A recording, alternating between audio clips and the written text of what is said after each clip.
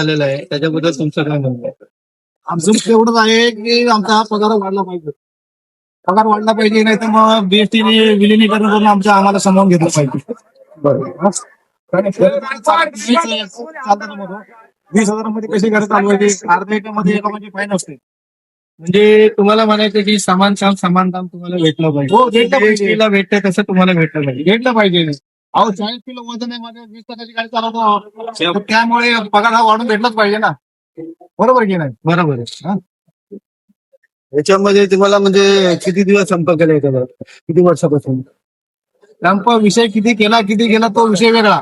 आत्ताची परिस्थिती, सत्य परिस्थिती काय, आत्ताची परिस्थिती अशी आहे की एखाद्या गरीबाच्या बहिणीचं लग्न किंवा एखाद्या गरीबाच्या मुलीचं लग्न अगर करायची वेळ जर आली तर त्याच्याकडे सोसायटीवर दुसरा पर्याय नाहीये या क्वालिटीकरणामध्ये काम केल्यामुळे.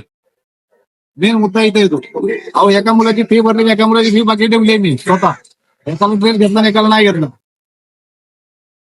म्हणजे एवढ्या पगारामध्ये आपलं घर चालवणं पण मुश्किल आहे. यात तुमच्या पगारीमध्ये घर चालवणं शक्यच नाहीये.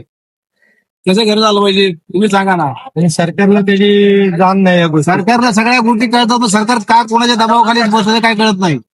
कोण मध्ये अडवाय अहो सत्ता आमची सगळे बीजेपी सगळे यांचे महापौर यांचा सगळा आपला असतं देखील जर असं जर गव्हर्नमेंटने केलं तर काय करायचं. सत्ता एक हाती असल्यामुळे ह्यांना काम जमत नाही. विरोधी कोण पक्ष राहिलाच नाही त्यांच्या. कोण राहिलाच नाहीये विरोधी पक्ष जर असता तर गोष्ट वेगळी असते, समजतो आपण. पण ते सर्व एकच आल्यानंतर जर त्रिकोणच्या पगारीमध्ये काम करून जर आपल्याला उपासमारची वेळ आली तर ह्या कामाला काय अर्थ आहे का? ही कागे गाठली का आवडीने चला बाबा आज उद्या आपण आपलं काहीतरी बलं होईल. इथे आल्यानंतर कळतं फक्त इथे शिव्या मारत खायची वेळ आलेली आहे. पुढे काय आहेच ना. डेपो पासून शिवाजीनगर जंक्शन पर्यंत तर खूप भयंकर परिस्थिती येते. डेपो पासून शिवाजीनगर जंक्शन पर्यंत अगर हायवे पर्यंत जायचं म्हटलं तर जीव हा एकदम असा राहावा लागतो.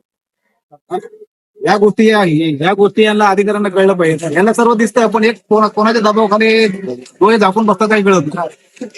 कित्येक तरी आपल्या ड्रायव्हर चालकांनी त्याच्यामध्ये मार पण खाल्ले. गाड्यांचे पण नुकसान झालेले आहे त्याबद्दल, आणि कोणी दखल घेतलेली नाही या गोष्टीबद्दल.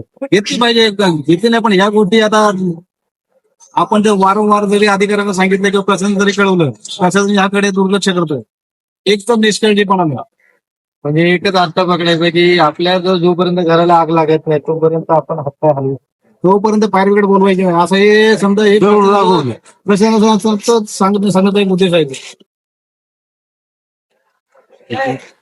बायको मला काय सांगते, 25,000 पगार आला तर मी तर राहते, नाहीतर मग डिवोर्स पेपर रेडी ठेव. बरोबर, वेळ अशी आलेली आहे, बायकोला डिवोर्स द्यायची वेळ आलेली आहे.